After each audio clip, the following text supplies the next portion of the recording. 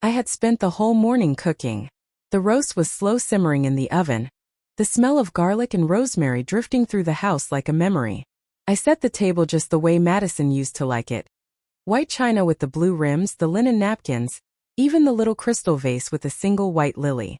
It felt silly maybe doing all that for one meal, but I told myself it was worth it. Madison was coming. My daughter. My only child. It had been 3 months since her last visit. I had triple-checked everything. The bread rolls were warm from the bakery. Her favorite red wine was breathing on the sideboard. The lighting was soft. I even lit a candle, though I blew it out just before she arrived because I didn't want her to think I was trying too hard. The sound of her car in the driveway jolted my heart. I wiped my hands on my apron and tried to smooth the wrinkles from my dress. When the doorbell rang, I took a breath before opening it.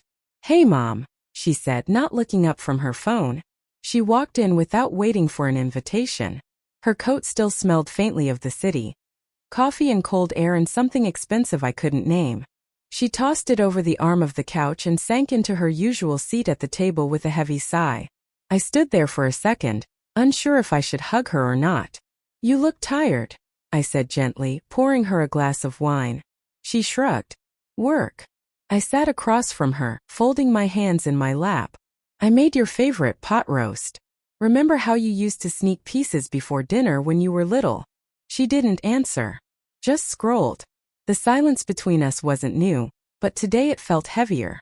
I tore a roll in half just to give my hands something to do. "So how's the office?" "Same." I nodded, pretending that wasn't the 100th one-word answer she'd given me in the last 10 minutes.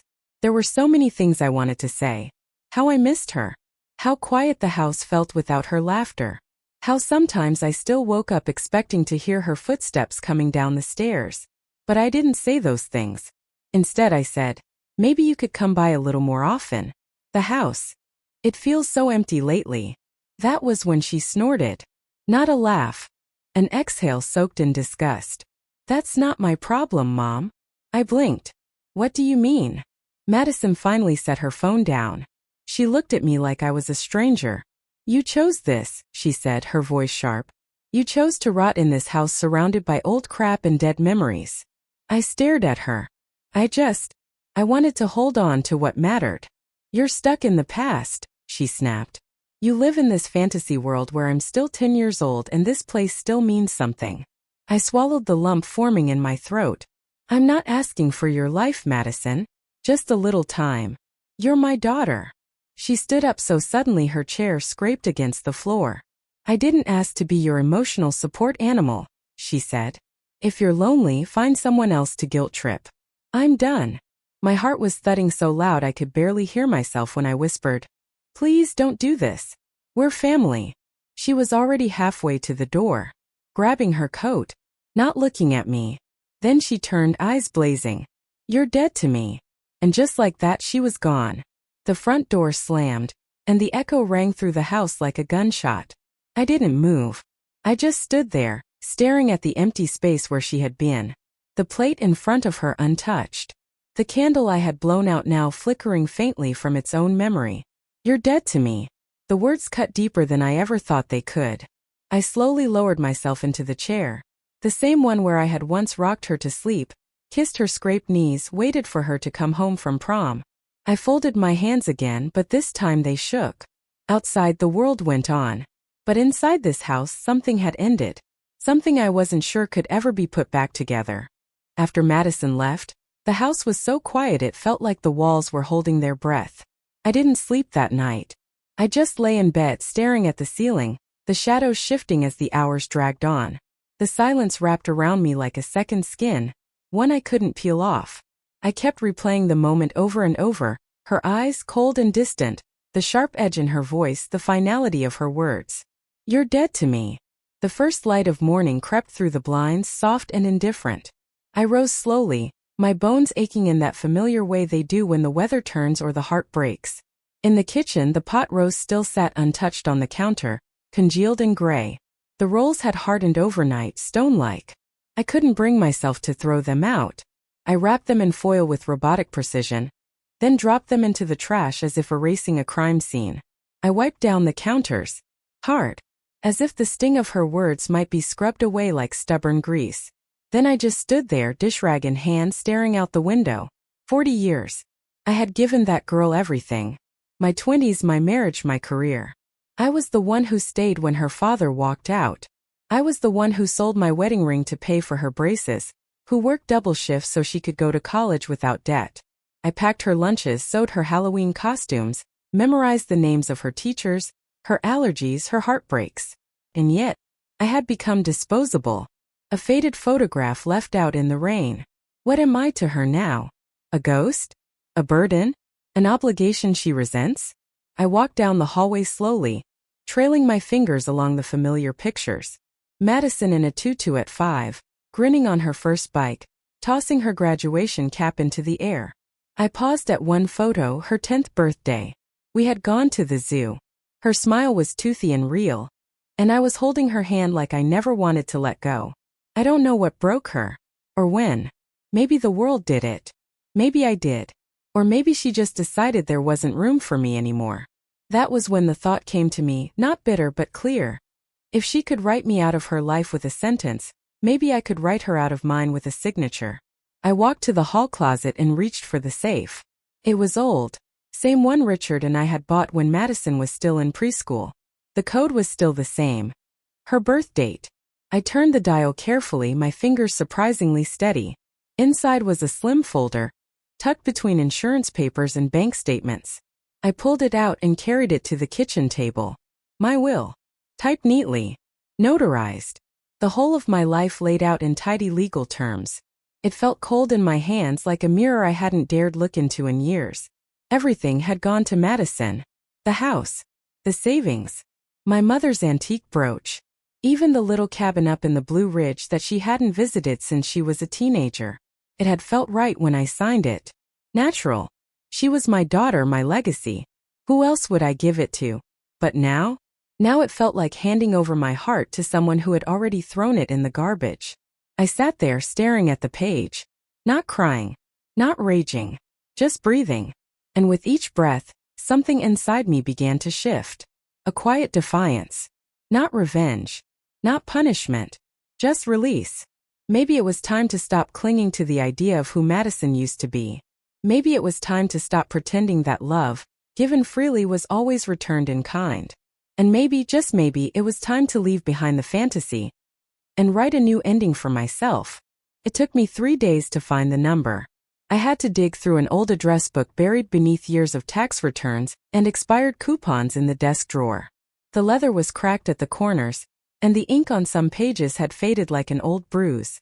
But there it was, Hope Haven Children's Home, scribbled in my own handwriting next to a dusty memory of a winter coat drive I had contributed to maybe a decade ago. Back then it was just a gesture. A box of warm clothes and a check. I never thought I'd need to remember the place again. But now, it felt like a lifeline. I stared at the number for a long time before I picked up the phone. My fingers hovered over the dial, trembling slightly, not from fear, but from the weight of what this moment meant. I wasn't just making a donation. I was rewriting the future. The phone rang twice. Hope Haven, this is Claudia speaking. How can I help you? Her voice was warm but efficient. It reminded me of a seasoned schoolteacher. Someone who had seen the worst and chosen to keep showing up anyway. I opened my mouth but nothing came out at first. Then finally, hi, my name is Evelyn Collins. I think I'd like to make a contribution. There was a pause. Then that same steady voice again. Of course, Mrs. Collins. We'd be honored to speak with you. Would you like to come in for a visit? Yes, I said. Yes, I would.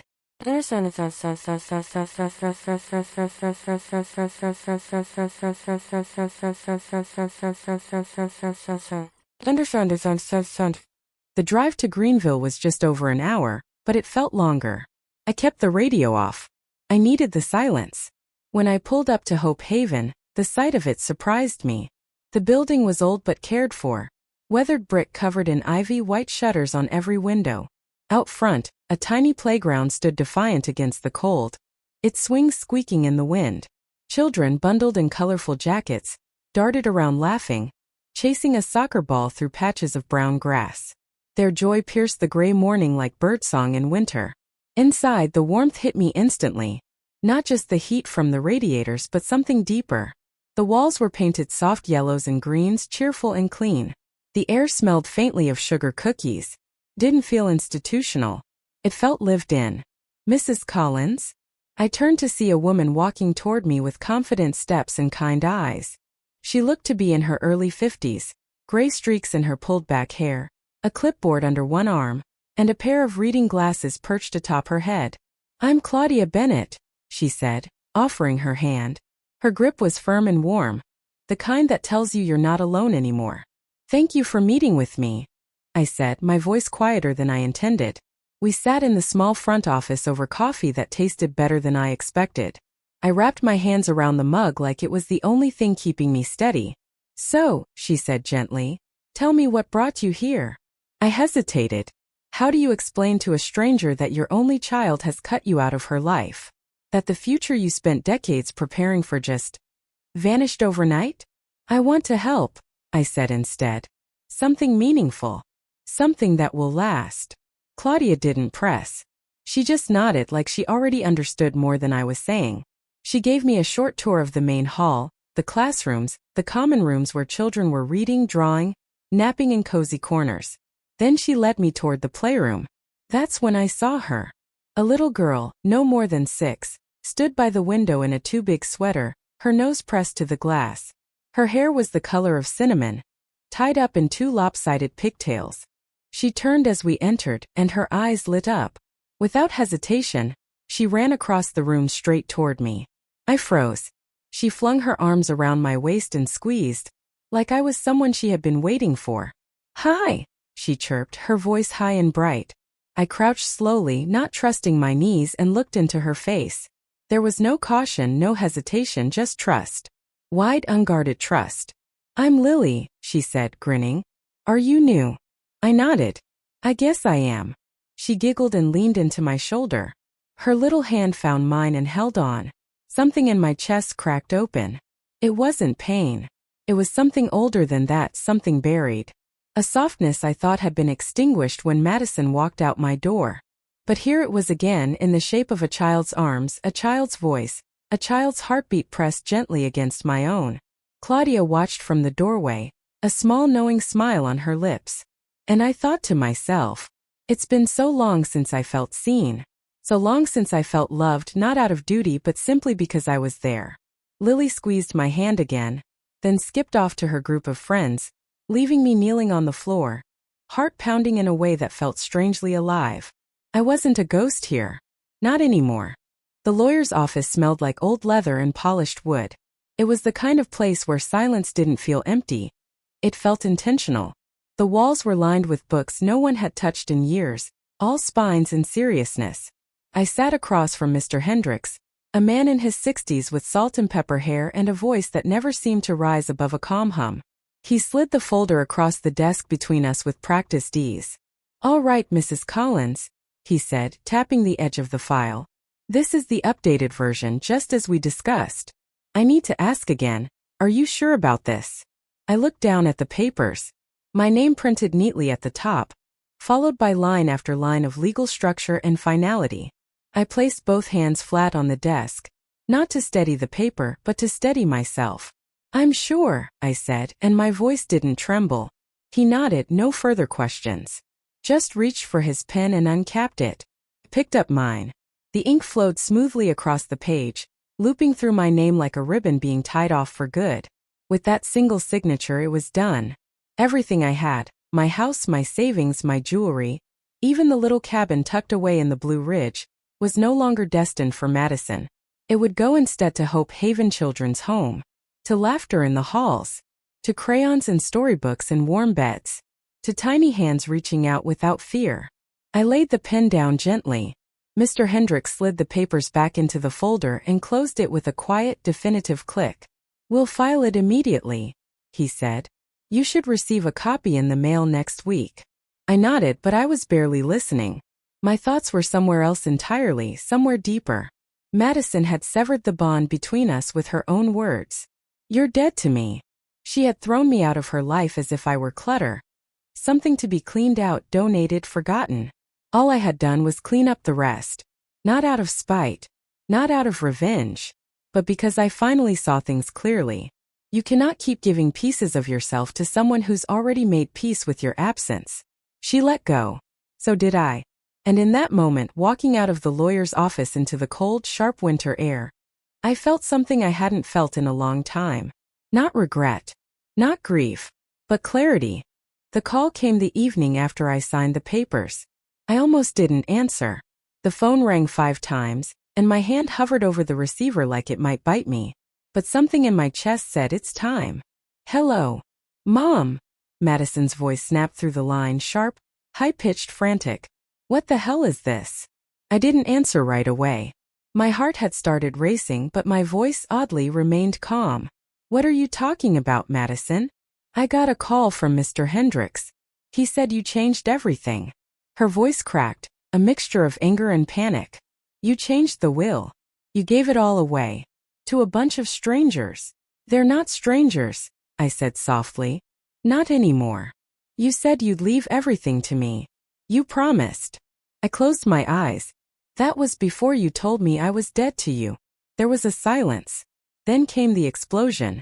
You ungrateful. After everything I've done for you, this is how you repay me? And that's when it happened. I laughed. Not a bitter laugh, not angry. Just tired.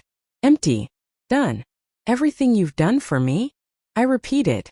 Like disappearing for months? Like walking out the door and never looking back? Like screaming in my face that I don't matter to you? Her voice dropped, suddenly soft and desperate. You didn't mean it. You're just mad. I get it, okay? We can fix this. I'm not mad, Madison, I said, my voice even and clear. I'm done. The line went quiet for a long moment. Then click. She hung up. I stood there for a while, the cordless phone still in my hand, listening to the dial tone humming in my ear. My heart was thudding, but not from fear. From release. Madison had set fire to the bridge between us. All I had done was make sure she couldn't walk back over the ashes.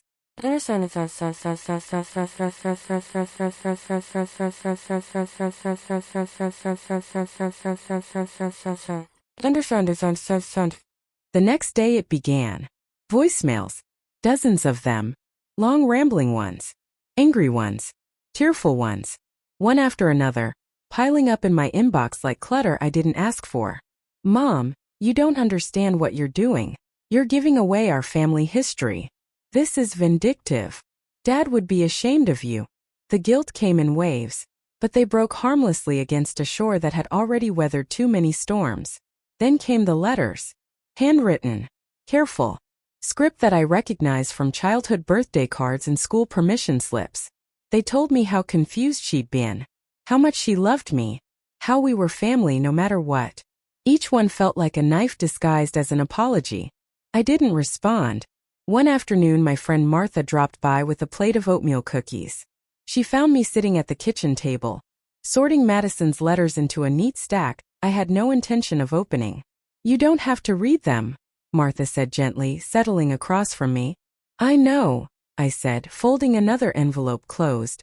But knowing and feeling, they're not always the same thing.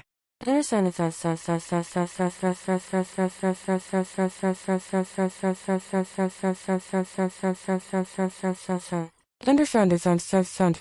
It happened a week later. No call. No warning. Just the sound of a car door slamming, footsteps on the front porch, and then her silhouette through the frosted glass of the door. Madison. She looked smaller than I remembered.